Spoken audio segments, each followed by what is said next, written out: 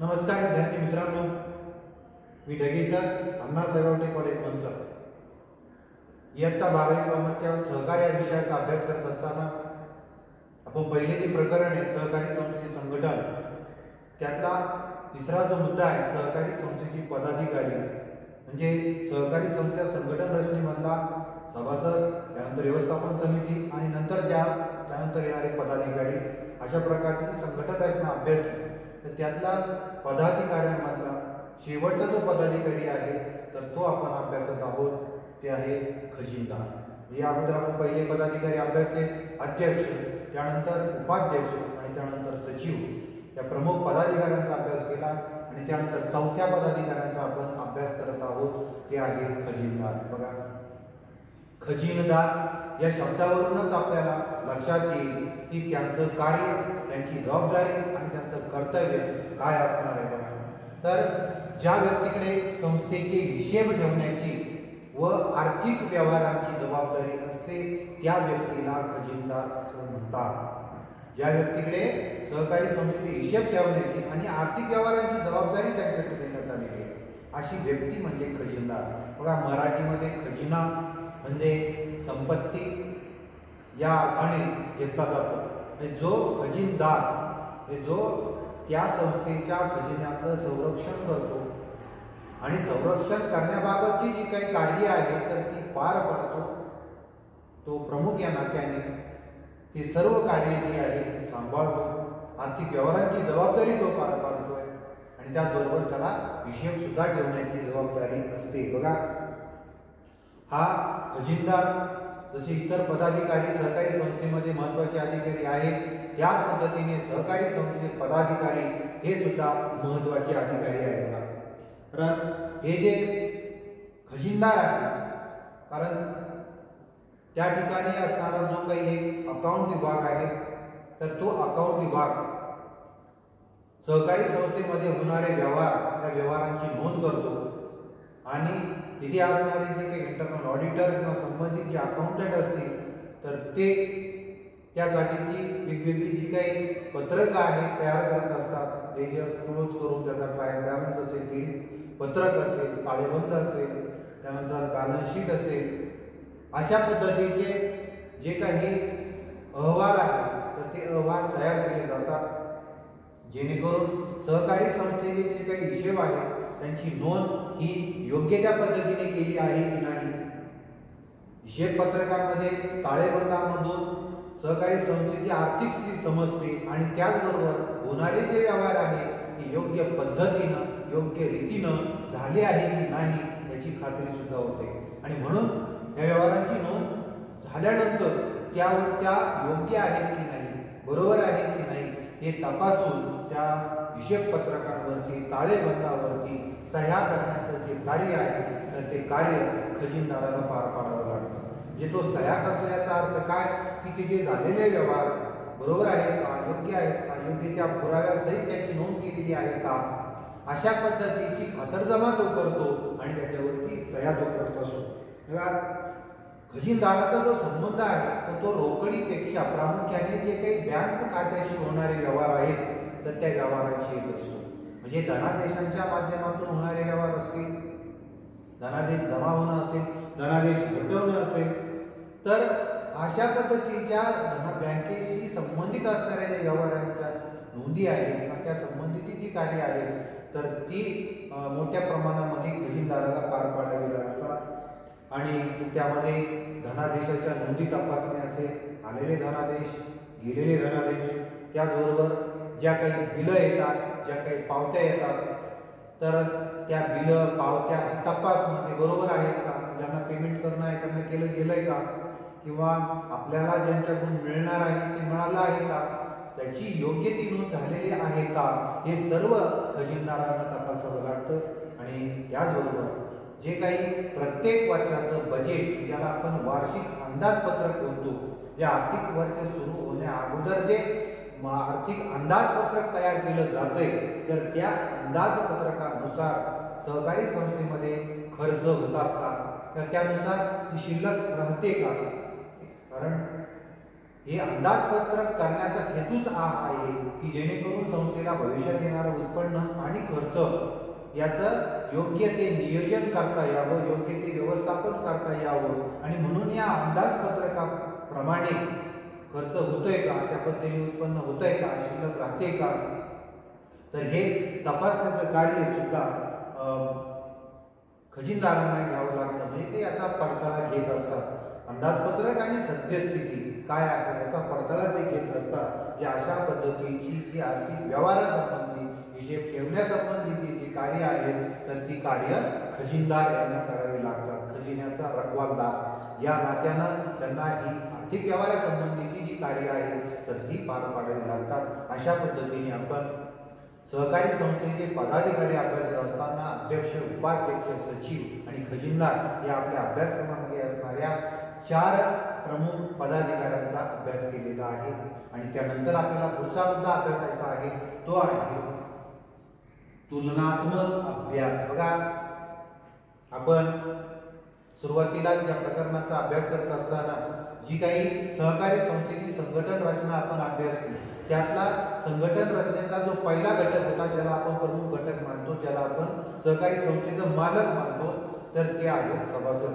तर त्या सभासदांचे प्रकार आपण त्यावेळेस अभ्यासलेले आहेत. तर आता आपल्याला हे जे सभासदांचे प्रकार आहेत यांचा तुलनात्मक अभ्यास करायचा आहे. सभासदांचे 3 प्रकार आपण अभ्यासले, ज्यामध्ये आपण अभ्यास केले आहे क्रियाशील सभासद, सहयोगी सभासद, नाममात्र सभासद.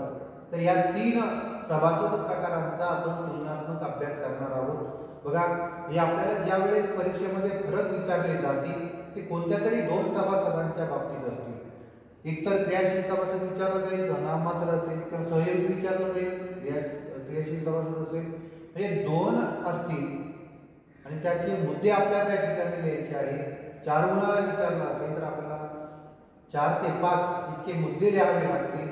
अर्थ तर आपण सुरुवातीला लिहितच असतो त्या पद्धतीने आपल्याला ह्या सगळ्या तुलनात्मक अभ्यास जो आहे या सभासद प्रकारांचा तो आपल्याला करायचा आहे. म्हणजे आपण ज्यावेळेस तिन्ही प्रकार समजून घेऊ तर आपल्या परीक्षेच्याही दृष्टिकोनातून जे विचारलं जाईल ते लिहिण्यासाठी सोपं होईल आणि आपल्याला समजण्याच्या दृष्टिकोनातूनही ती सोपं होईल. तर बघा, 3 सभासदांचे प्रकार आपण या ठिकाणी लिहिले: क्रियाशील सभासद, सहयोगी सभासद आणि नाममात्र सभासद. बघा, आता पहिला मुद्दा आपण अभ्यासणार आहोत तो आहे अर्थ.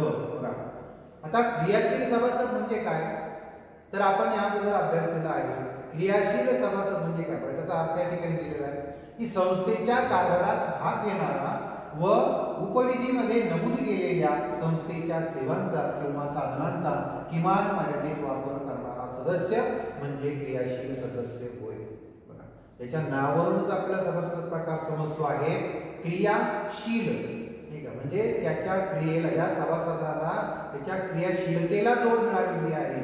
क्रियाशीलतेची जोड त्या ठिकाणी मिळालेली आहे. कोणती तर जो पहिली क्रियाशीलता काय की संस्थेच्या कारभारात तो भाग घेतो.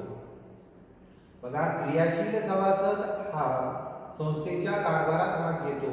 याचं कारण आहे की तो सहकारी संस्थेचा मालक आहे.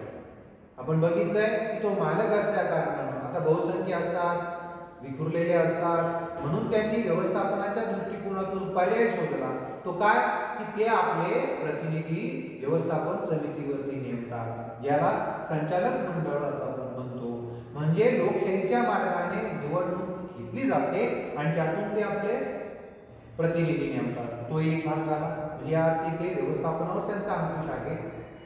त्याचबरोबर ज्या काही वेगवेगळ्या प्रकारच्या सर्वसाधारण सभा, ज्या अधिमंडळाच्या सभा आहेत, सर्वसाधारण सभा, विशेष सर्वसाधारण सभा, की ज्यामध्ये सहकारी संस्थेच्या दृष्टिकोनातून म्हणजे सहकार कायद्यानुसार जी काही धोरणं ठरवण्याचा, त्याच्यावरती चर्चा घडवून आणण्याचा अधिकार हा या सभेला दिलेला आहे. ठीक आहे, म्हणून त्या सर्वसाधारण सभा, विशेष सर्वसाधारण सभा यांच्या माध्यमातून सुद्धा ते या सहकारी संस्थेच्या कामकाजावरती नियंत्रण ठेवतात. योग्य ते बदल या अधिमंडळाच्या सभेच्या माध्यमातून ते घडून आणू शकतात आणि पाहिजे तेव्हा ते कधीही सहकारी संस्थेच्या हिशोबाबाबत किंवा कोणत्या कार्यपद्धतीबाबत आवश्यक ती माहिती सचिवांकडून मागवू शकतात. तोही अधिकार त्यांना आहे. म्हणजे एका पद्धतीने सहकारी संस्थेच्या हिशेबामध्ये यांनी सभासदांनी या मार्गाने त्यांना म्हणजे सभेत भाग घेणं असेल, माहिती मिळवणं असेल, या माध्यमातून ते संस्थेच्या कारभारात भाग घेऊ शकतात. तर दुसरं आहे बघा या ठिकाणी ते आहे की उपविधीमध्ये नमूद केलेल्या संस्थेच्या सेवांचा किंवा साधनांचा किमान मर्यादित वापर करणारा सदस्य. बघा म्हणजे उपविधीमध्ये नमूद केलेल्या सेवा ज्यासाठी सहकारी संस्थेची स्थापना झालेली आहे, म्हणजे जी सेवा देण्यासाठी असेल किंवा साधनांची निर्मिती करणं असेल तर त्यासाठी त्या संस्थेची स्थापना झाली आहे. उदाहरणार्थ बघा एखादा सहकारी साखर कारखाना, तर सहकारी साखर कारखान्याची निर्मिती कशासाठी झाली तर त्यांचे जे शेतकरी सभासद आहेत त्यांनी पिकवलेला ऊस तो कारखान्याने विकत घ्यावा, म्हणजे एक प्रकारची बाजारपेठ निर्माण झाली पाहिजे. मग त्यातून ऊसापासून साखर म्हणा किंवा आणखी कोणते जे काही उत्पादनं आहेत ऊसापासून तयार होणारी ती उत्पादनं बनवून त्यांना योग्य तो दर देण्याचं काम हा साखर कारखाना करत असतो. म्हणजे ती अशा प्रकारची सेवा जी आहे ती दिली जाते. त्यानंतर साखर किंवा आवश्यक इतर उत्पादन आहेत ती सुद्धा त्यांना दिली जातात.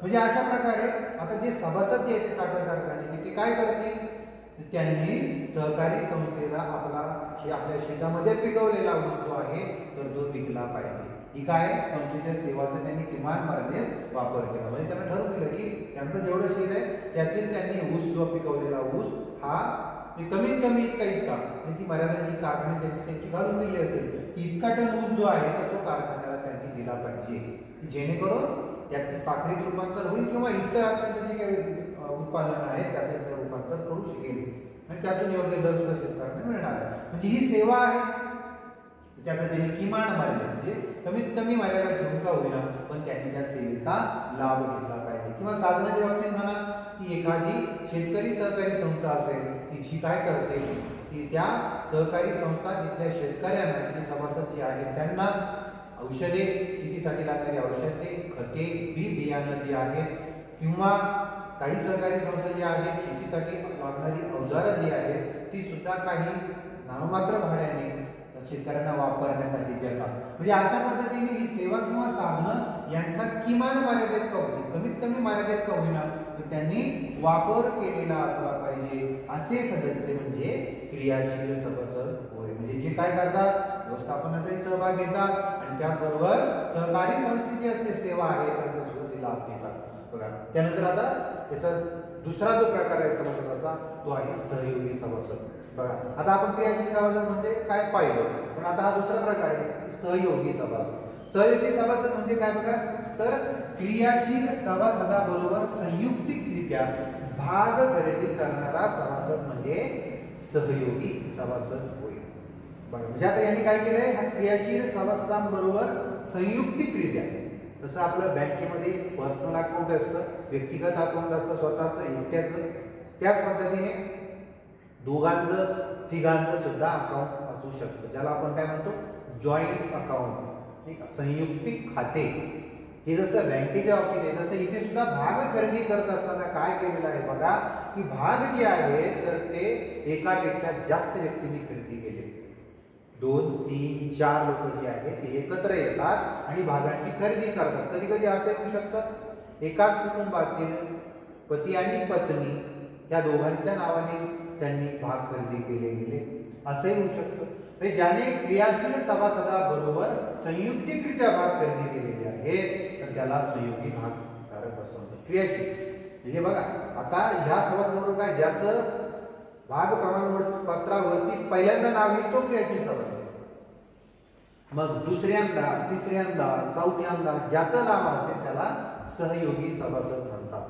म्हणजे हे क्रियाशील सभासदांप्रमाणेच आहे, फक्त झालं काय इथे एकाने भाग खरेदी केले होते, इथे मात्र दोघांनी, तिघांनी, चौघांनी भाग खरेदी केले. त्यातला पहिला जो असेल ज्याचं त्या प्रमाणपत्रावरती पहिल्यांदा नाव आहे तो असेल क्रियाशील सभासद आणि त्यानंतर येणारे जे असतील ते सर्व असतील सहयोगी सभासद. जसं बँकेतलं खातं जॉईंट अकाउंट तसं सुद्धा हे या ठिकाणी आहे संयुक्तिकरित्या भाग खरेदी करणं. म्हणजे 2-3 व्यक्तींना मिळून पहिलं ज्याचं नाव तो क्रियाशील सभासद आणि त्यानंतरच्या क्रमाने येणारी सर्व नावं जी आहेत ती आहे सहयोगी सभासद. हे सहयोगी सभासद आहे. आणि तिसरा प्रकार आहे तो आहे नाममात्र सभासद. बघा म्हणजे नाममात्र नाव लक्षात तुमच्या नावावर नसेल नाममात्र म्हणजे नावापुरता सभासद. बघा जेव्हा एखाद्या व्यक्तीला एखाद्या सहकारी संस्थेशी कोणत्याही न कोणत्या प्रकारचा आर्थिक व्यवहार करायचा असतो तर त्यावेळेस त्याला सभासद व्हावं लागतं. मग तो क्रियाशील होत नाही, तो सहयोगी होत नाही, त्याला पर्याय आहे नाममात्र सभासद. म्हणजे ज्याने काय करायचं आहे, केवळ प्रवेश शुल्क भरायचं. जी काही प्रवेश फी असते सभासद होण्यासाठी की तेवढीच फी भरायची आहे आणि फक्त प्रवेश शुल्क भरून त्याला सभासद केलं जातं. म्हणजे अशी केवळ प्रवेश शुल्क भरून सभासद होणारी व्यक्ती म्हणजे नाममात्र सभासद होय. म्हणजे जो फक्त नावापुरता सभासद झाला आहे, म्हणजे त्याला सहकारी संस्थेचे आर्थिक व्यवहार त्याला करणं सोयीचं होणार आहे त्यासाठी. म्हणजे बघा, एखाद्या पतसंस्थेचा एखादा नाममात्र सभासद होतो म्हणजे तो कशासाठी, की त्याला त्या संस्थेमध्ये आपलं खातं चालू करायचं आहे. काही काळ रक्कम भरल्यानंतर त्याला त्या सहकारी संस्थेकडून पतसंस्थेकडून कर्ज घ्यायचं आहे. मग तो क्रियाशील सभासद होत नाही, तो सहयोगी सभासद होत नाही, तर तो फक्त प्रवेश शुल्क भरून त्या ठिकाणी नाममात्र सभासद बनतो, नावापुरता. ठीक आहे नाही, म्हणजे नावापुरता म्हणजे काय, त्याला कोणत्याही प्रकारचे अधिकार नाही, कोणत्याही प्रकारची कार्य त्याला पार पाडायची नाही, कोणत्याही प्रकारच्या जबाबदाऱ्या त्याला पार पाडायच्या नाही. असा सभासद म्हणजे नाममात्र सभासद. आता हा अर्थ झाला तिन्ही प्रकारांचा. त्यानंतर दुसरा मुद्दा आपण बघूया, तो आहे भाग खरेदी. आता भाग खरेदी काय, कारण कोणताही जर सभासद ज्याला व्हायचं असेल तर त्याला किमान भाग जे आहे ते खरेदी करावे लागतात. हे आपण या अगोदर बघितले. शेअर जे आहे हे सहकारी संस्थेचं जे काही अधिकृत भाग भांडवल आहे त्या अधिकृत भाग भांडवलामधला एक जो काही समान हिस्सा आहे, अंश आहे, तर त्यातला कमीत कमी एक भाग जो आहे शेअर्स हिस्सा, अधिकृत भाग भांडवलाचा हिस्सा किंवा त्याला अंश असं म्हटलं जातं. इंग्लिशमध्ये ज्याला शेअर्स म्हणतात, मराठीत त्याला भाग असं म्हणतात.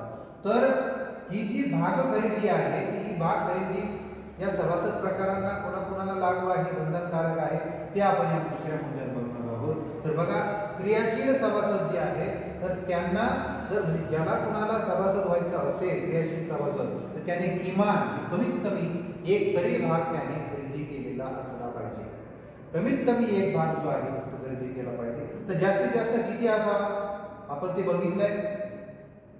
पोटण्यामध्ये सुद्धा त्याची तरतूद असते की 1/5 जे आहे अधिकृत भाग भांडवलाच्या 1/5 पेक्षा जास्त भाग खरेदी करता येत नाही, किंवा 5 लाखापेक्षा जास्त जे काही अधिकृत भाग भांडवल खरेदी करता येईल तो एक वेगळा मुद्दा आहे. परंतु कमीत कमी एक भाग जे आहे त्या भाग ज्याने सभासद होण्यासाठी अर्ज केलेला आहे त्याला कमीत कमी एक भाग त्याने खरेदी केला गेला पाहिजे, तरच त्याला क्रियाशील सभासद होता येईल. त्यानंतर भाग खरेदी सहयोगी सभासदाबाबत काय बघा, तर क्रियाशील सभासदाबरोबर त्याने संयुक्तपणे भाग खरेदी केलेली आहे. आपण अगोदर बघितलंय, जो क्रियाशील सभासदाबरोबर संयुक्तिकरित्या भाग खरेदी केला याचा अर्थच ज्याने भाग स्वतः वैयक्तिकरित्या त्याला आता पुन्हा ते खरेदी करण्याची गरज नाही. कारण का, तर ते त्याने भागच मुळात संयुक्तिकरित्या खरेदी केलेले आहे. 3 जणांनी 4 जणांनी एकत्र येऊन ते भाग खरेदी केलेले आहे. वैयक्तिकरित्या नाही तर संयुक्तपणे त्यांनी भाग हे खरेदी केलेच पाहिजे. जरी सहयोगी सभासद व्हायचं असेल तर संयुक्तिकपणे का होईना, एकत्र येऊन का होईना, पण त्यांना किमान भाग संख्या जी आहे तर ती खरेदी त्यांनी केली पाहिजे. आणि आता नाममात्र सभासदाच्या बाबतीत भाग खरेदीचं जर आपण बघितलं तर मुळातच तो नाममात्र सभासद आहे आणि म्हणून भाग खरेदी करण्याचा त्याला अधिकार नसतो. कारण जर त्याने भाग खरेदी केला तर तो क्रियाशील सभासद होईल, तो फक्त नाममात्र आहे म्हणून त्याला भाग खरेदी करण्याचा अधिकार नसतो. त्यानंतर दुसरा मुद्दा आहे बघा की भाग प्रमाणपत्रावर नाव. म्हणजे आता भाग खरेदी केले असतील तर भाग प्रमाणपत्रावरती नाव येणार आहे. कारण भाग खरेदी केल्याचा संस्थेकडून दिला जाणारा पुरावा, अधिकृत जो पुरावा आहे तर तो असतो भाग प्रमाणपत्र. त्या संस्थेनं भाग खरेदी केल्याचा दिला गेलेला अधिकृत पुरावा म्हणजे भाग प्रमाणपत्र. तर या भाग प्रमाणपत्रावरती नाव आहे की नाही तर ते आपण बघूया. क्रियाशील सभासद जो आहे तर त्यांचं नाव हे प्रथम क्रमांकावर असतं. ज्याने भाग खरेदी केलेली असतील आणि जो क्रियाशील सभासद असेल तर त्याचं नाव प्रमाणपत्रावरती पहिल्या क्रमांकावर, भाग प्रमाणपत्रावरती जे पहिल्या क्रमांकावरती नाव असेल तर त्याला क्रियाशील सभासद म्हणता येईल. तर सहयोगी सभासदाचं काय, तर त्याचं नाव दुसऱ्या किंवा त्यानंतरच्या क्रमांकावर असतं. आपण बघितलं अगोदर क्रियाशील सभासदाचं नाव प्रथम क्रमांकावरती, तर सहयोगी जे सभासद आहे ते त्यांचं दुसऱ्या किंवा त्यानंतरचा जे काही क्रम आहे तर त्या क्रमांकावरती सहयोगी सभासदांचं नाव येईल. दुसऱ्या, तिसऱ्या, चौथ्या, पाचव्या जेवढे जण असतील तर तेवढ्या क्रमांकावरती नाही, पहिल्या क्रमांकावरती नाही. पहिल्या क्रमांकावरती फक्त क्रियाशील सभासदाचं नाव येईल आणि नाममात्र सभासदाच्या बाबतीत मात्र ज्याला मुळातच भाग खरेदी करण्याचा अधिकारच नाही, म्हणजे तो भागच खरेदी करत नाही, तर त्याला भाग प्रमाणपत्र मिळणं शक्य नाही आणि भाग प्रमाणपत्र मिळणं शक्य नाही म्हणून त्याचं भाग प्रमाणपत्रावरती नावही येऊ शकत नाही. त्यानंतर चौथा मुद्दा आहे तो आहे सभेची सूचना. बघा, आपण सभासदांचे अधिकार या मुद्द्याचा अभ्यास करत असताना आपण त्या ठिकाणी अभ्यास केला आहे की सभासदांना सभेची सूचना मिळण्याचा आणि सभेला उपस्थित राहण्याचा त्यांना अधिकार आहे. हा क्रियाशील सभासदांच्या बाबतीत हा अधिकार लागू आहे की जे क्रियाशील सभासद आहेत त्यांना अधिमंडळाच्या ज्या काही वार्षिक सभा, प्रत्येक सहकारी संस्थेच्या कायद्यानुसार प्रत्येक सहकारी संस्थेला वार्षिक सर्वसाधारण सभा जी आहे आर्थिक वर्ष संपल्यानंतर ही घेणं बंधनकारक आहे. आणि त्यानंतर काही विशेष निर्णयासाठी विशेष सभा सुद्धा घेतली जाते. ह्याच्या अधिमंडळाच्या सभा आहे, तर ह्या अधिमंडळाच्या वार्षिक सभेची व विशेष सभेची सूचना मिळवण्याचा अधिकार जे आहे तर तो क्रियाशील सभासदाला आहे. जर त्या सहकारी संस्थेने क्रियाशील सभासदाला जे सहकारी संस्थेने जर त्या सर्वसाधारण सभेचं विशेष सर्वसाधारण सभेचं जर आयोजन केलेलं असेल तर त्याची सूचना यांना मिळालीच पाहिजे, कारण तो त्यांना सूचना मिळवण्याचा अधिकार आहे. आणि त्याचबरोबर त्या सभेला उपस्थित राहण्याचा सुद्धा त्यांना अधिकार आहे. म्हणजे त्यांना सभेची सूचना मिळण्याचा अधिकार आहे, सभेला उपस्थित राहण्याचा अधिकार आहे. तर सहयोगी सभासदाच्या बाबतीत मात्र त्याला वार्षिक सर्वसाधारण सभा असेल, विशेष सर्वसाधारण सभा असेल, अशा सभांची सूचना मिळण्याचा अधिकार नसतो. कारण ज्याचं नाव पहिल्या क्रमांकावरती आहे त्याला, जो क्रियाशील सभासद आहे त्याला या सभांची सूचना पत्रिका जी आहे ती पाठवलेली असते. म्हणून प्रत्येक ज्यांचं नाव आहे सर्वांना सूचना पत्रिका पाठवली जात नाही. ज्याचं नाव पहिल्या क्रमांकावर आहे त्याला ती सूचना पत्रिका पाठवली जाते. म्हणून सभेची सूचना मिळण्याचा अधिकार जो आहे तर तो सहयोगी सभासदांना नसतो. दुसऱ्या, तिसऱ्या, चौथ्या, पाचव्या क्रमांकावर जे आहे तर त्यांना सूचना मिळण्याचा अधिकार नसतो, सभेची सूचना मिळण्याचा अधिकार नसतो.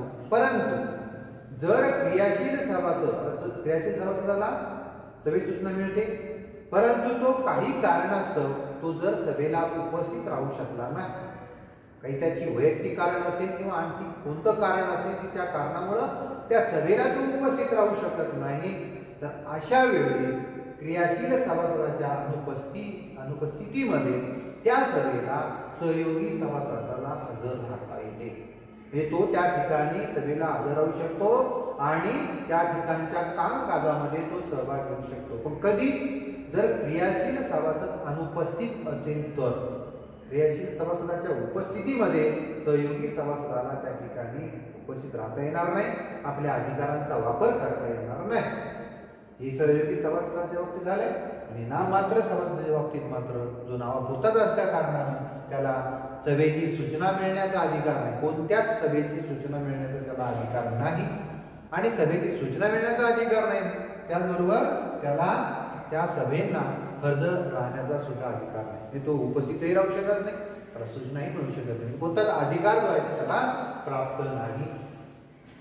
त्यानंतर पुढचा जो मुद्दा आहे पाचवा तो आहे मतदानाचा अधिकार.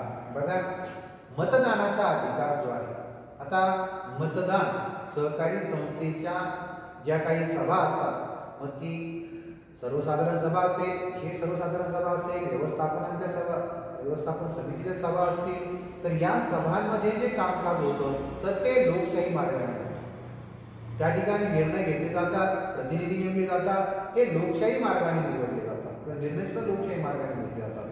मग हा लोकशाही मार्ग म्हणजे कसा, त्याचा जो काही साधन म्हणून आपण त्याच्याकडे बघतो ते आहे मतदान करणं. एखाद्या प्रस्तावाच्या बाजूने विरोधी बाजूने आपली बाजू मांडणं, चर्चा करणं, त्याचबरोबर आपली बाजू गुप्तपणे किंवा सर्वांसमक्ष मांडणे, ते मतदान आहे. त्याचबरोबर आपला जर प्रतिनिधी नेमायचे असतील, म्हणजे जर सभासद संचालक नेमणार असतील तर ते सुद्धा मतदान करू शकतात आपल्याला योग्य वाटणाऱ्या व्यक्तीला. आणि त्याचबरोबर व्यवस्थापन समिती सुद्धा अध्यक्ष निवडण्यासाठी मतदानाचा अवलंब करते, की ज्या व्यक्ती त्या ठिकाणी त्या अध्यक्ष पदासाठी त्यांनी उमेदवारी दिलेली आहे अशा त्या कोणत्या व्यक्तीला मतदान करायचं ते ठरवू शकतात. म्हणजे हा मतदानाचा मार्ग त्या ठिकाणी अवलंब केला जातो या कार्यपद्धतीमध्ये. आणि म्हणून मतदानाचा जो अधिकार आहे क्रियाशील सभासदाला असतो, कारण तो आपण त्याच्या अर्थातच बघितलंय, जो फक्त कारभारात भाग घेतो आणि त्या ठिकाणी कारभारात भाग घेतला म्हणजे निर्णय घेत असताना, सभेचं कामकाज चालू असताना, प्रतिनिधी निवडत असताना त्या ठिकाणी त्याच्या मताला किंमत आहे, ते म्हणजे मतदान. तर त्याला मतदानाचा अधिकार असतो. तर क्रियाशील सभासदांच्या बाबतीत, सहयोगी सभासदांच्या बाबतीत मात्र असा त्याला अधिकार नाही, मतदानाचा अधिकार नाही. परंतु जर क्रियाशील सभासदांच्या अनुपस्थितीमध्ये, गैरहजेरीमध्ये जर तो सभेच्या कामकाजामध्ये जर सहभागी झालेला असेल, जर तो सभेच्या कामकाजामध्ये सहभागी झालेला असेल तर त्या ठिकाणी तो मतदानाचा अधिकार त्याला प्राप्त होतो. म्हणजे कधी क्रियाशील सभासदाच्या अनुपस्थितीमध्ये त्याला तो अधिकार प्राप्त होत असतो. फक्त अनुपस्थितीमध्ये त्याला नियमितपणे असा मतदानाचा अधिकार जो आहे तर तो नसतो. आणि नाममात्र सभासदाच्या बाबतीत मात्र असा मतदानाचा जो अधिकार आहे तर तो अधिकार आहे तो आहे लाभांश. लाभांश डिव्हिडंड. आपल्याला माहिती आहे की लाभांश म्हणजे काय, की ज्यावेळेस सहकारी संस्थेला आर्थिक वर्ष पूर्ण झाल्यानंतर जो नफा शिल्लक राहतो आणि त्यातला निव्वळ नफ्यातला जो काही भाग आहे, म्हणजे राखीव निधी वर्ग केल्यानंतरचा शिल्लक राहणारा नफ्याचा भाग, निव्वळ नफ्याचा भाग, तो आपल्या सभासदांमध्ये लाभांश म्हणून वाटला जातो, डिव्हिडंड म्हणून वाटला जातो. हा जो लाभांश आहे तो लाभांश कुणामध्ये वाटला जातो तर तो वाटला जातो या क्रियाशील सभासदांमध्ये. त्यांच्या भागांच्या प्रमाणामध्ये हा लाभांश वाटला जातो. ज्या वेळेस सर्वसाधारण सभेमध्ये लाभांश वाटपासंबंधी जाहीर जी केली जाते, लाभांश जाहीर केला जातो, तर तो लाभांश मिळण्याचा अधिकार हा त्या क्रियाशील सभासदाला आहे. ज्यावेळेस लाभांश जाहीर झाला तर तो क्रियाशील सभासदांना मिळाला पाहिजे, लाभांश मिळवण्याचा त्यांना अधिकार आहे. पण सहयोगी सभासदाच्या बाबतीत मात्र स्वतंत्रपणे लाभांश मिळत नाही, कारण त्याचं नाव दुसऱ्या, तिसऱ्या, चौथ्या, पाचव्या क्रमांकावरती आहे आणि त्यांचा लाभांश येईल, पण तो कुणाच्या नावाने येईल, ज्याचं नाव पहिल्या क्रमांकावरती आहे तर त्याच्या बँक खात्यामध्ये ती जी लाभांशाची रक्कम आहे ती जमा होणार आहे. म्हणजे तो कोण आहे मग, तो आहे क्रियाशील सभासद. ज्याचं पहिल्यांदा नाव आहे भाग प्रमाणपत्रावरती तो आहे क्रियाशील सभासद आणि म्हणून लाभांश त्याला मिळणार आहे. सहयोगी सभासदांना स्वतंत्रपणे लाभांश मिळत नाही, कारण त्यांनी मुळातच एकत्रितरित्या भागांची खरेदी केलेली आहे आणि म्हणून भागांच्या त्यांच्या गुंतवणुकीचा मोबदला म्हणून मिळणारा जो लाभांश आहे तर तो येईल, पण तो क्रियाशील सभासदाच्या नावावरती म्हणजे त्याच्या बँक खात्यावरती जमा होईल. मग तो मिळाल्यानंतरही त्यांनी ठरवायचं आहे की आपापसात वाटून घ्यायचं की त्या लाभांशाचं काय करायचं. परंतु लाभांश हा स्वतंत्रपणे सहयोगी सभासदांना मिळणार नाही, क्रियाशील सभासदाच्या नावावरती तो लाभांश मिळणार आहे. आणि नाममात्र सभासदाच्या बाबतीत मात्र ज्यांनी भागच खरेदी केलेली नाही त्यामुळं लाभांश मिळवण्याचा कोणताही अधिकार हा नाममात्र सभासदांना नसतो, कारण लाभांश कुणाला दिला जातो, ज्याने भाग खरेदी केलेले आहेत अशा सभासदांना दिला जातो. म्हणून नाममात्र सभासद हा लाभांशासाठी पात्र नाही. आणि शेवटचा मुद्दा आहे या ठिकाणी तो आहे सहभाग. सहभाग म्हणजे कोणता सहभाग, तर व्यवस्थापनामध्ये असणारा सहभाग. बघा आपण बघितलंय की क्रियाशील सभासद म्हणजे कोण, याचा अर्थच बघत असताना आपण अभ्यास केला आहे की जो सहकारी संस्थेच्या व्यवस्थापनामध्ये सहभाग घेतो, व्यवस्थापनामध्ये सहभाग घेतो तोच क्रियाशील सभासद. म्हणजे तो काय करतो की ज्या सहकारी संस्थेच्या सर्वसाधारण सभा असतील, विशेष सर्वसाधारण सभा असतील, त्या सभेला तो उपस्थित राहतो, आपलं मत मांडतो, एखाद्या विषयावर तो चर्चा करतो, त्या चर्चेत आपलं मत मांडत असतो, एखाद्या निर्णयाच्या बाजूने तो मतदान करू शकतो, विरुद्ध बाजूने मतदान करू शकतो, तो आपले प्रतिनिधी निवडू शकतो, सहकारी संस्थेतून वेगवेगळ्या प्रकारचे अहवाल तो मागू शकतो, माहिती तो मागू शकतो. म्हणजे या पद्धतीनं व्यवस्थापनात तो सहभाग घेत असतो. म्हणजे एक प्रकारे या व्यवस्थापनावरती अंकुश ठेवण्याचं काम तो करतो. म्हणजे हे सगळं करणं म्हणजे व्यवस्थापन आहे. तर या मार्गाने या कार्यपद्धतीनं तो व्यवस्थापनामध्ये सहभागी होत असतो आणि तो त्याचा अधिकार आहे, त्याचं कर्तव्य आहे, त्याची जबाबदारी आहे की ज्याला व्यवस्थापनामध्ये सहभाग घेणं गरजेचं आहे. त्यानंतर पुढच्या सहयोगी सभासदाच्या बाबतीत सहयोगी सभासद हा व्यवस्थापनामध्ये सहभागी होऊ शकत नाही. कारण का त्या ठिकाणी एकत्रितरित्या भाग खरेदी केला असल्यामुळे त्यांचा जो भाग प्रमाणपत्र ज्याचं पहिलं नाव आहे म्हणजे तो क्रियाशील सभासद आहे तो व्यवस्थापनात सहभागी होऊ शकणार नाही. त्याच्या अनुपस्थितीमध्ये इतर सहयोगी सभासद उपस्थित राहू शकतात, सहभागी होऊ शकतात, परंतु याला वैयक्तिकरित्या सहयोगी सभासदाला त्या ठिकाणी सहकारी संस्थेच्या कामकाजामध्ये व्यवस्थापनामध्ये सहभागी होता येणार नाही. ते फक्त क्रियाशील सभासद पहिल्या क्रमांकावरचा व्यक्ती म्हणजे सहभागी होऊ शकेल आणि त्याच्या अनुपस्थित मात्र ते होऊ शकतात, पण व्यक्तिगतरित्या असा त्यांना अधिकार नाही की ते व्यवस्थापनात सहभागी होऊ शकतील. आणि नाममात्र सभासदाच्या बाबतीत आपण अभ्यास केलाच आहे की जो मुळातच फक्त प्रवेश शुल्क भरून एखाद्या आर्थिक व्यवहारासाठी तो सभासद बनलेला आहे आणि त्यामुळे ज्याने भागही खरेदी केलेले नाही असा हा व्यक्ती असल्या कारणानं तो व्यवस्थापनात सहभागी होऊ शकत नाही आणि त्याला तो अधिकारच नाही. फक्त त्याच्या व्यवहारिक आर्थिक व्यवहाराशी संबंध आहे, बाकी कोणत्याही व्यवस्थापनाच्या कोणत्याही कृतीशी त्याचा संबंध नाही आणि म्हणून तो व्यवस्थापनामध्ये सहभागी होऊ शकत नाही. त्यानंतर दुसरा आपल्याला या ठिकाणी तुलनात्मक अभ्यास करायचा आहे, तो आहे अध्यक्ष व सचिव यांच्यामधला फरक. अध्यक्ष आणि सचिव या पदाधिकाऱ्यांचा सुद्धा आपण अभ्यास केलेला आहे की अध्यक्ष म्हणजे काय, सचिव म्हणजे काय, त्यांची कार्य वगैरे सर्व आपण अभ्यास केलेले आहे. तर आता आपण त्यांचा फरक या ठिकाणी अभ्यास करायचा आहे. बघा या ठिकाणी फरकाचे मुद्दे लिहिलेले आहेत, अध्यक्ष आणि सचिव अशा पद्धतीने आपण नेहमी फरक जो लिहितो त्याच पद्धतीने लिहिलेला आहे. बघा तर त्यातला पहिला मुद्दा आपण अभ्यास केला तो आहे अर्थ.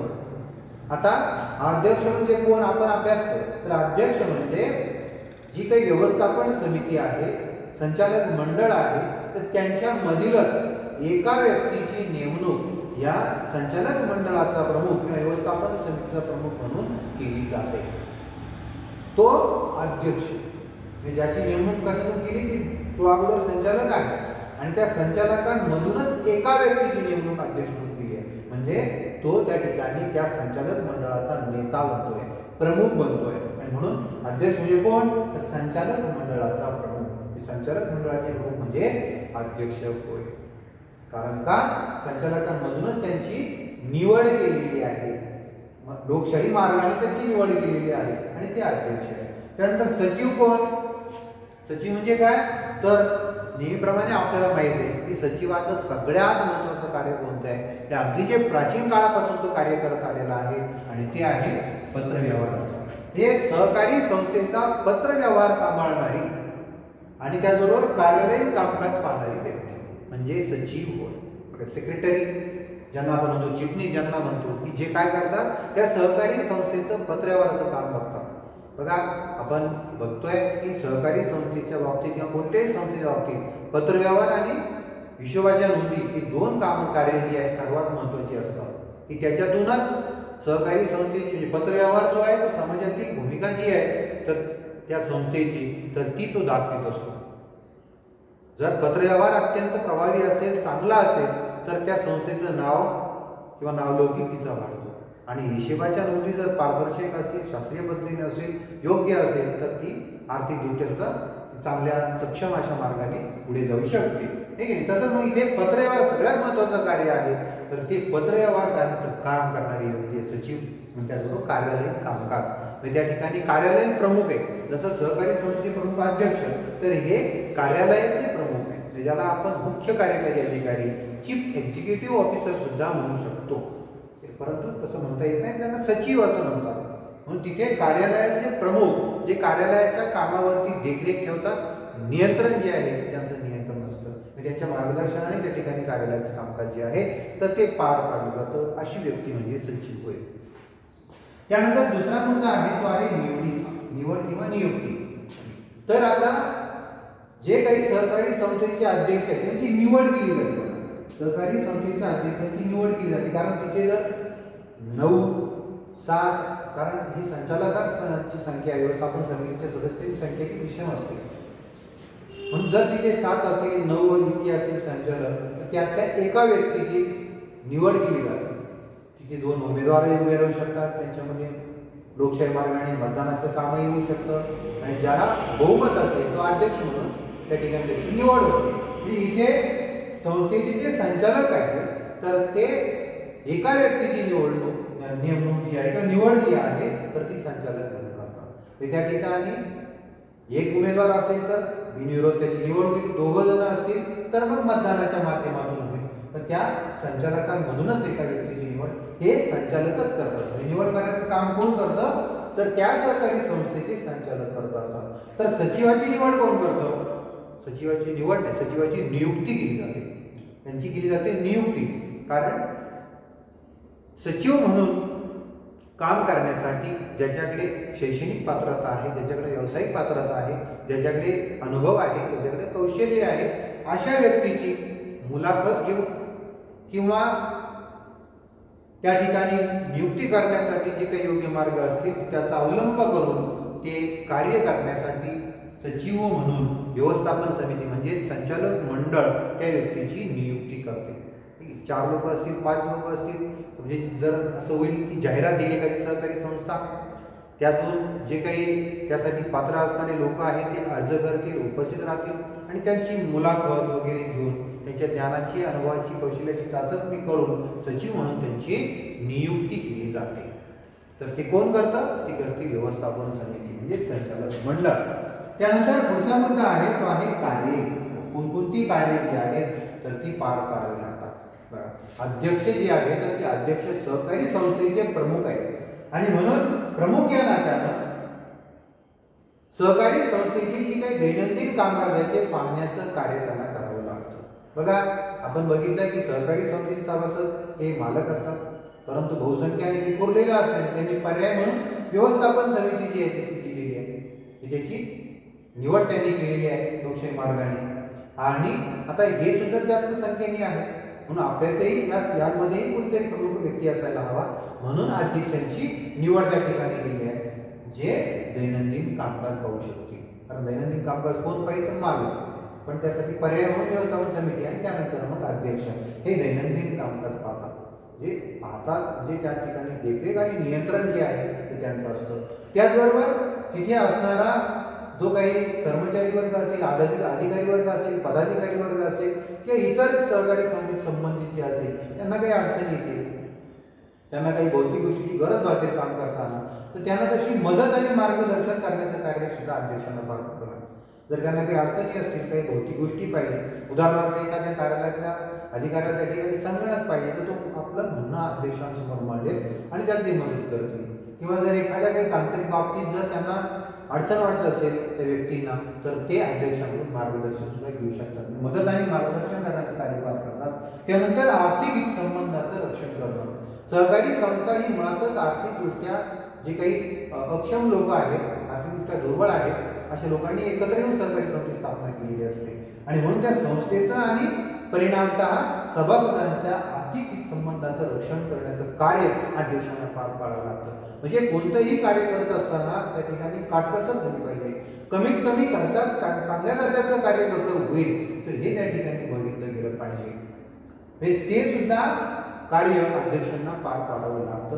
कारण कोणताही निर्णय, एखादा करार होतो किंवा एखादी मालमत्ता खरेदी केली जाते, विकली जाते, तर ते अध्यक्षांच्या सहीने होते. मग अशा वेळी त्या ठिकाणी संस्थेचं आणि परिणामतः सभासदांचं हित जोपासलं गेलं पाहिजे, तर ते कार्य त्यांना पार पाडावं लागतं. त्यानंतर सभेचं आयोजन आणि संचालन असेल, कारण सहकारी संस्थेच्या बाबतीमध्ये कोणतेही ध्येय धोरण ठरवणं असेल तर त्याचं अत्यंत महत्त्वाचं व्यासपीठ असतं सभा. मग ती अधिमंडळाची सभा असेल, व्यवस्थापन समितीची सभा असेल, तर योग्य त्या वेळी त्या सभेचं आयोजन करणं म्हणजे कार्यक्रम पत्रिका, सूचना पत्रिका पाठवणं आणि त्यानंतर सभा चालू असताना तुम्ही संचालन करणं म्हणजे सहकार कायद्यानुसार त्या सहकारी संस्थेच्या त्या सभांचं कामकाज चालवणं, म्हणजे या सभांचं कामकाज कायद्यानुसार चालवलेलं पाहिजे. त्याच्या कोणकोणत्या तरतुदी आहेत काय आपण सगळं ते अभ्यास आहे. तर अशा पद्धतीने आयोजन आणि संचालन करणं, कारण सभांचं आयोजन करणं संचालन करणं हे बंधनकारक आहे म्हणून ते त्या पद्धतीने करायचं कार्य अध्यक्षांना पार पाडायचं. तर संस्थेच्या बाबतीत सचिवाच्या बाबतीत संस्थेचा पत्रव्यवहार पाहण्याचं महत्त्वाचं कार्य त्यांना पार पाडावं लागतं. म्हणजे जी आवक जावक पत्रव्यवहार आहे त्याची योग्य त्या ठिकाणी नोंद करणं आणि त्या पत्रांना योग्य ती उत्तरं जी आहे ती देणं, ही सचिवाचं कार्य. छोटी संस्था असेल तर सचिव स्वतः बघतो आणि जर मोठी संस्था असेल तर त्या ठिकाणी त्याच्या पद्धतीने कर्मचाऱ्यांची नियुक्ती केलेली जाते. परंतु त्या पत्रव्यवहार लक्ष जे आहे सचिवाचं असलं पाहिजे, जेणेकरून तो पत्रव्यवहार जो सुरळीतपणे चालतोय का, नसेल कुठे उणीवा असतील त्रुटी असतील त्या भरून काढण्याचं कार्य त्या ठिकाणी सचिवांना करावं लागतं. आणि अध्यक्ष सभेचं आयोजन संचालन करत असतात, परंतु सभा घडवण्यास मदत करण्याचं कार्य जे आहे तर ते सचिव करतात. म्हणजे सभेची कार्यक्रम पत्रिका पाठवायची, सूचना पत्रिका पाठवायची, तर ते तयार करण्यापासून ती पाठवण्यापर्यंत अध्यक्षांना ते मदत करत असतात. सभेचं कामकाज सुरू करताना असताना तर त्या ठिकाणी जे काही गणसंख्या आहे ती मोजणं असेल, मतदानाचं त्या ठिकाणी काम केलं जात असेल तर त्यावेळेस त्या मतदानाची नोंद घेणं असेल, इतिवृत्ताच्या ज्या टिपा आहेत त्याची नोंद करणं असेल, त्यानंतर सभा संपल्यानंतर इतिवृत्त लिहिणे, कारण 30 दिवसाच्या आत पुन्हा सहकारी सभा संपल्यानंतर त्याचं इतिवृत्त तयार करावं लागतं.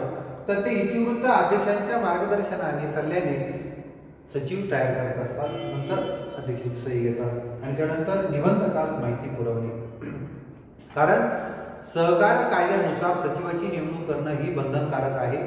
आणि कशासाठी आहे तर सहकार कायद्याच्या तरतुदींचं पालन करण्यासाठी त्याची नियुक्ती करणं हे बंधनकारक आहे. आणि म्हणून निबंधकास, कारण सहकार कायद्याच्या तरतुदीचं पालन होतं की नाही हे कोण बघतं तर ते बघतात निबंधक. ते ज्या निबंधकाने त्यांना संस्था स्थापनेची परवानगी दिली, मग ते तालुका स्तरावर असेल, जिल्हा स्तरावर असेल, विभागीय स्तरावर असेल किंवा राज्य स्तरावरती असेल, तर त्या निबंधकांना त्यांनी जेव्हा जेव्हा काही माहिती मागितली तर ती माहिती पुरवण्याचं कार्य हे सचिवांना पार पाडावं लागतं. ती माहिती त्यांनी पुरवायला पाहिजे, पुरवितात. त्यानंतर पुढचा मुद्दा आहे तो आहे निर्णायक मत. बघा, हे जे निर्णायक मत आहे, निर्णायक मत म्हणजे काय की जेव्हा कोणत्याही सभेमध्ये कामकाज करत असताना एखाद्या निर्णयाच्या बाजूने जेव्हा समसमान मतं, एखादा निर्णय घ्यायचा आहे आणि झालं असं की त्यावरती समसमान मतं पडली गेली, एका बाजूला 5 आहे, दुसऱ्या बाजूलाही 5 आहे, आणि अशा वेळेस निर्णय काय घ्यायचा तर त्यावेळेस सहकारी संस्थेचा आणि सभासदांचं असा हिताचा विचार करून त्यावरती अधिकचं जे मत आहे, एक्स्ट्रा अधिकचं जे मत आहे तर ते मत मध्ये म्हणजे त्यांनी अगोदर तर मतदान केलंय, एकूण 10च लोक आहेत अध्यक्ष धरून आणि त्यांनी अगोदर एक मतदान केलंय, पण एका बाजूला 5 झाले आणि दुसऱ्या बाजूला 5 आहे, अशा वेळेस निर्णय होणार नाही. तर अशा परिस्थितीमध्ये निर्णायक मत म्हणजे आणखी एक मत, अधिकचं मत जे आहे तर ते देण्याचा अधिकार जो आहे तो अध्यक्षांना आहे. हे जे निर्णायक मत जे आहे तर ते कोण देईल? अध्यक्ष देईल. अध्यक्षांना निर्णायक मत देण्याचा अधिकार, म्हणजे अधिक एक्स्ट्रा मत देईल. आणि मग जर एका बाजूला 6 आणि दुसऱ्या बाजूला 5 जर मतं झाली तर 6 आपला लोकशाही मार्ग जो आहे तिथे बहुमत असेल तो निर्णय मंजूर होतो, म्हणजे तो प्रस्तावाचं रूपांतर ठरावामध्ये जे आहे तर ते होत असतं. त्यासाठी जे निर्णायक मताचा अधिकार तो फक्त अध्यक्षांना असतो आणि सचिवांना मात्र अशा पद्धतीने निर्णायक मताचा जो अधिकार आहे तो नसतो. ते अशा पद्धतीने निर्णायक मत देऊ शकत नाही, कारण ते त्या ठिकाणी कर्मचारी म्हणून कार्य करत असतात, हे प्रतिनिधी म्हणून अध्यक्ष कार्य करत असतात. 5वा मुद्दा आहे नियंत्रण व देखरेख. बघा, नियंत्रण व देखरेख, अध्यक्षांची नियंत्रण व देखरेख जी आहे तर ती संस्थेतील कामकाजावर आहे. सहकारी संस्थेमध्ये असणारं जे काही पूर्ण कामकाज आहे अगदी पूर्ण, म्हणजे त्या ठिकाणी कार्यालयीन कामकाज असेल किंवा एखादी कंपनी असेल तिथे उत्पादनाचं कार्य असेल, पुन्हा पुढे मार्केटिंग वितरणाचं कार्य असेल, ही सर्व जी कामकाज या कामकाजावरती देखरेख आणि नियंत्रण ठेवण्याचं कार्य जे आहे ते अध्यक्षांना पार पाडावं लागतं, तो त्यांना अधिकार आहे. परंतु सचिवाच्या बाबतीत मात्र त्यांना संस्थेच्या पत्र व्यवहारावरती नियंत्रण व देखरेख ठेवावं लागतं. त्याचं जे नियंत्रण पत्रव्यवहार असतं देखरेख ठेवावं लागते की योग्य पद्धतीने पत्रव्यवहार होतोय का, त्याच्या नोंदी होत आहेत का, त्या लोकांना ती पत्र पोहोचली जातात का, अशा पद्धतीने त्या पत्रव्यवहारावर त्यांनी देखरेख आणि नियंत्रण ठेवलं गेलं पाहिजे. आणि बाकी मग अध्यक्षांना त्या प्रत्येक कामामध्ये ते मदत करत असतात. त्यानंतर त्यांच्या कामाचा जो दिला जाणारा मोबदला हा पुढचा मुद्दा आहे. एवढं मोठं कार्य पार पाडायचं आहे, त्यांना वेळ द्यायची आहे आणि म्हणून अध्यक्षांना त्यांच्या कार्याचा मोबदला म्हणून मानधन दिलं जातं. कारण अध्यक्ष हे कर्मचारी नाही, ते काही कामगार त्या ठिकाणी नाही, कर्मचारी ते नाहीये, तर ते प्रतिनिधी आहेत आणि त्यातही ते त्या ठिकाणी सन्माननीय अशा प्रकारचे प्रतिनिधी आहेत आणि म्हणून त्यांना त्यांच्या कामाचा मोबदला म्हणून मानधन जे आहे तर ते मानधन दिलं जातं. पगार कोणाला दिला जातो? जे कर्मचारी असतील त्यांना पगार दिला जातो, परंतु हे कर्मचारी नाही, त्यांना मानधन दिलं जातं. आणि सचिवांच्या बाबतीत मात्र आता त्या सहकारी संस्थेची व्याप्ती कशी आहे? जर छोटी जर त्या ठिकाणी सहकारी संस्था असेल तर तिथे अंशकालीन म्हणजे तात्पुरत्या वेळेसाठी सचिव नेमला जातो, म्हणजे जे 2 तास देखील काम करून जातो किंवा अर्धवेळ अशा प्रकारच्या सचिवांची नेमणूक केली जाते. पूर्ण दिवस त्या ठिकाणी थांबणं गरजेचं नसतं, कारण इतका मोठा कारभार त्या संस्थेचा नाही. म्हणून अशा अंशकालीन किंवा अर्धवेळ काम करणारे जर तिथे सचिव असतील तर त्यांना सुद्धा मानधन दिलं जातं, त्यांच्या कामाचं मोबदला म्हणून त्यांना मानधन दिलं जातं. परंतु जर सहकारी संस्थेचं स्वरूप मोठं असेल, व्याप्ती तिची मोठी असेल तर अशा वेळी त्या ठिकाणी पूर्ण वेळ सचिव जे आहेत ते नेमावे लागतात. आणि मग असे जर पूर्ण वेळ सचिव असतील तर त्यांना वेतन, त्यांना पगार दिला जातो, त्यांच्या कामाचा मोबदला म्हणून मासिक जे वेतन आहे किंवा वर्षाला त्यांचं पॅकेज जे आहे तर ते दिलं जातं. म्हणजे सहकारी संस्थेच्या व्याप्तीनुसार त्या ठिकाणी वेतन द्यायचं की मानधन द्यायचं हे ठरवलं जातं. म्हणजे तिथं कायमस्वरूपी कर्मचारी म्हणून सचिवाची नेमणूक करायची की अर्धवेळ नेमणूक करायची हे त्या ठिकाणी संस्थेच्या व्याप्तीवरती ठरवलं जातं. आणि त्यानंतर शेवटचा मुद्दा आहे तो आहे बढतर्फ, म्हणजे त्यांची पदावरून हकालपट्टी करणं. बघा, सहकारी संस्थेचे अध्यक्ष आहेत त्यांना पदावरून कोण काढू शकतं? त्यांना पदावरून काढू शकतात निबंधक व आयुक्त. बघा, ज्या निबंधकांनी ज्यांनी त्या संस्थेला स्थापनेसाठी जे नोंदणी प्रमाणपत्र दिलेलं आहे तर ते निबंधक त्या सहकारी संस्थेच्या अध्यक्षांची पदावरून हकालपट्टी करू शकतात. म्हणजे जर कधी सहकार कायद्याचं त्यांनी उल्लंघन केलं मग त्या सभासदांच्या किंवा इतर पदाधिकाऱ्यांच्या तक्रारीवरून त्यातली जी सत्यता पडताळली गेली आणि ते सत्य समोर आलं की संबंधित अध्यक्षांनी कायद्याचं उल्लंघन केलेलं आहे, अपराधपर केलेली आहे, फ्रॉड त्यांनी केलेला आहे, असं जर लक्षात आलं तर निबंधक व आयुक्त जे आहेत त्यांची पदावरून हकालपट्टी करू शकतात, ज्यांनी त्यांना त्या सहकारी संस्थेला परवानगी दिली आहे. उदाहरणार्थ एखादी जर गाव पातळीवर संस्था असेल तर तिथे तालुक्याचे जे काही निबंधक आहेत ते त्यांची पदावरून हकालपट्टी करू शकतात. जर एखादी राज्य पातळीवरती काम करणारी सहकारी संस्था असेल तर राज्याचे जे निबंधक व आयुक्त आहेत तर ते त्यांची पदावरून हकालपट्टी करू शकतात. त्यासाठी त्यांनी जे काही चुकीचं काम केलेलं आहे, गैरव्यवहार केलेला आहे तो सिद्ध झालेला असला पाहिजे. तर त्यानंतर संचालक मंडळ सुद्धा अध्यक्षांची बडतर्फी करू शकतं. म्हणजे जो अविश्वास ठराव असेल, कारण जे निवडून देऊ शकतात ते पुन्हा त्यांना पदावरून काढू शकतात. जर त्यांच्या विरोधात विश्वास झाला, 2/3 मतं जर अध्यक्षांच्या विरोधात गेली तर संचालक मंडळ त्यांची पदावरून हकालपट्टी करते, त्यांना पदावरून काढून टाकून त्या ठिकाणी दुसऱ्या अध्यक्षांची नेमणूक जी आहे तर ती केली जाऊ शकते. म्हणून संचालक मंडळ जे आहे ते सुद्धा पदावरून काढू शकतं, पण ते सुद्धा गैरव्यवहार झाला असेल, काही जे सिद्ध होत असेल तर अशाच परिस्थितीमध्ये किंवा कायद्याचं उल्लंघन होत असेल अशा परिस्थितीमध्ये पदावरून हकालपट्टी केली जाते. आणि सर्वसाधारण सभा म्हणजे जे अधिमंडळाचे जे सदस्य आहेत, सभासद जे आहेत, जे खऱ्या अर्थाने त्या सहकारी संस्थेचे मालक आहेत तर ते सर्वसाधारण सभेमध्ये अशा प्रकारचा ठराव मंजूर करू शकतात आणि अध्यक्षांच्या पदावर हकालपट्टी करू शकतात. या ठिकाणी असं होईल की एखाद्या अध्यक्ष सहकारी संस्थेच्या संपत्तीचा, पैशाचा स्वतःच्या स्वार्थाकरता, स्वहिताकरता वापर करतील आणि त्यातून सभासदाचं, संस्थेचं जे आर्थिक हित आहे तर ते जोपासलं जाणार नाही. अशा परिस्थितीमध्ये सर्वसाधारण सभा अशा पद्धतीने अध्यक्षांना पदावरून हकालपट्टी करण्याचा निर्णय जे आहे ते घेऊ शकते. आणि त्यानंतर सचिवांच्या बाबतीत मात्र पदावरून त्यांना हकालपट्टी जे संचालक मंडळ जे आहे ते करू शकतं, कारण संचालक मंडळाने त्यांची नियुक्ती केलेली आहे. म्हणून ते सुद्धा त्यांना जर त्याच्या कामामध्ये चुका आढळल्या, गैरव्यवहार आढळले, कायद्याचं उल्लंघन त्यांच्या गोष्टी जर आढळल्या तर ते पदावरून हकालपट्टी करतात. असमाधानकारक काम असेल तरी सुद्धा ते पदावरून काढू शकतात. आणि ते नाही तर सर्वसाधारण सभा, कारण ही सर्वसाधारण सभा म्हणजे त्या ठिकाणी अधिमंडळ आहे जे संसदेच्या बाबतीत निर्णय घेऊ शकतात. जर या अधिमंडळाला म्हणजे सर्वसाधारण सभेला आणि सभासदांना जर या सचिवांचं काम योग्य वाटलं नाही व समाधानकारक वाटत असेल तर ते सुद्धा सर्वसाधारण सभेमध्ये अशा प्रकारचा ठराव मंजूर करून त्यांना पदावरून काढू शकतात, बडतर्फी जी आहे ती करू शकतात. तर बघा, अशा पद्धतीने आपण अध्यक्ष आणि सचिव यांच्या या 7 मुद्द्यांच्या मदतीने अभ्यास आपण केला आहे. त्याच पद्धतीने आपण सभासदांचे जे काही प्रकार आहेत त्यांचाही वेगवेगळ्या मुद्द्यांच्या मदतीने तुलनात्मक अभ्यास केला, जेणेकरून या अध्यक्ष, सचिव आणि सभासदांचे फरक जे आहे तर